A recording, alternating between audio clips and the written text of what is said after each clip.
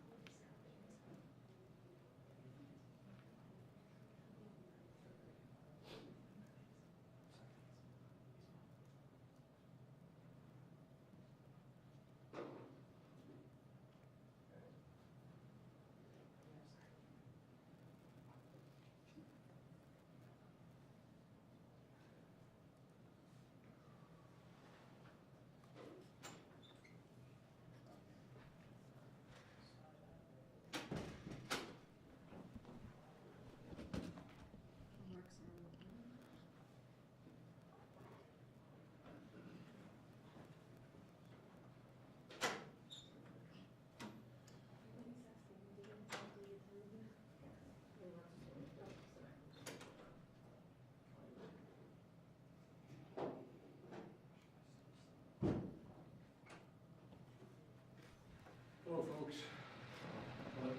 Sorry to keep you waiting. I was waiting to talk to the last member of the delegation in the region. Good afternoon. Before I leave for North Carolina, which I'm going to do in a few minutes, I want to speak briefly about the terrible incident and accident that happened in Baltimore this morning. At about 1:30, a container ship struck the Francis Scott Key Bridge, which I've been over many, many times commuting from the state of Delaware on a train or by car. I've been in Baltimore Harbor many times. And the bridge collapsed, sending several people and vehicles into the water, into the river. And multiple U.S. Coast Guard units, which are stationed very nearby, thank God, were immediately deployed along with local emergency personnel.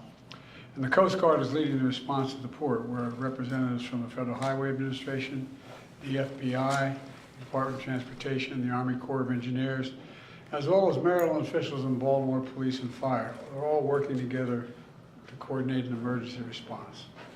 Officials at the scene estimate 8 people were unaccounted for still. Not still, were unaccounted for.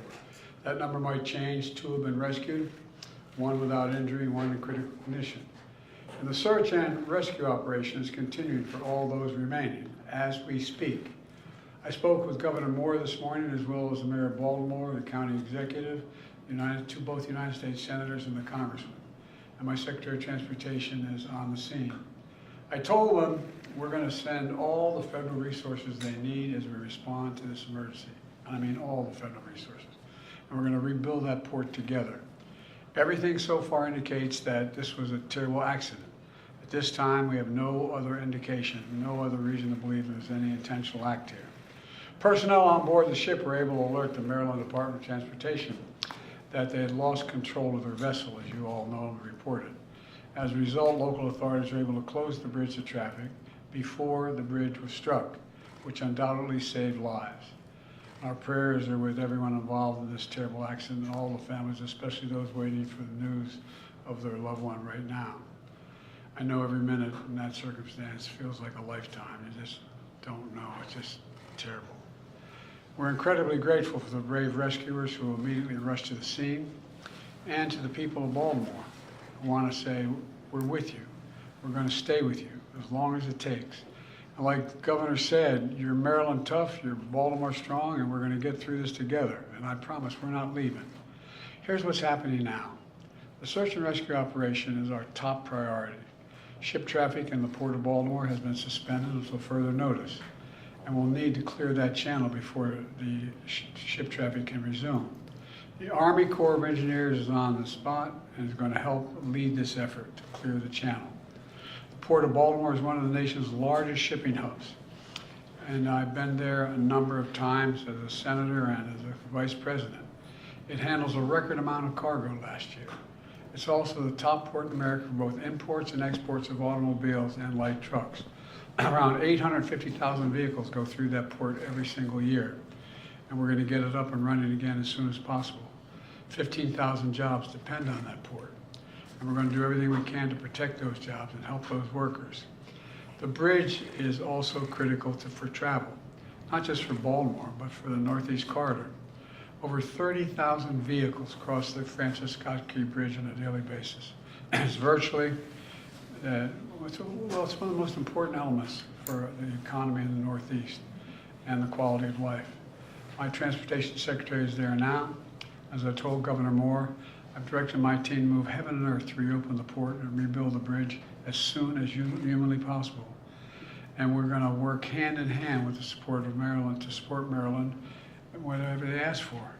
We're going to work with our partners in Congress to make sure the state gets the support it needs. It's my intention that the federal government will pay for the entire cost of reconstructing that bridge, and I expect the Congress to support my effort. This is going to take some time. The people of Baltimore can count on us, though, to stick with them at every step of the way until the port is reopened and the bridge is rebuilt. You know, we're not leaving until this job gets done. Not leaving until then. So I just want to say God bless everybody who got everyone harmed this morning and their families. And may God bless the first responders, many of whom risking their lives.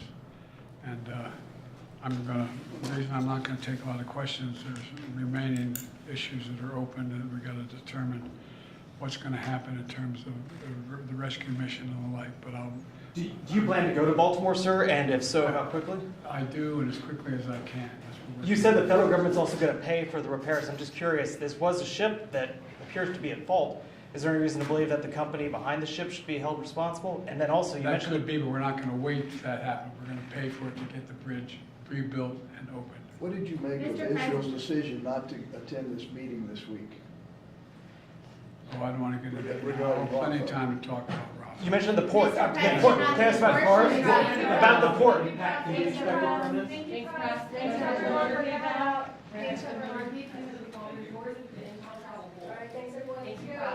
Thank you. All right.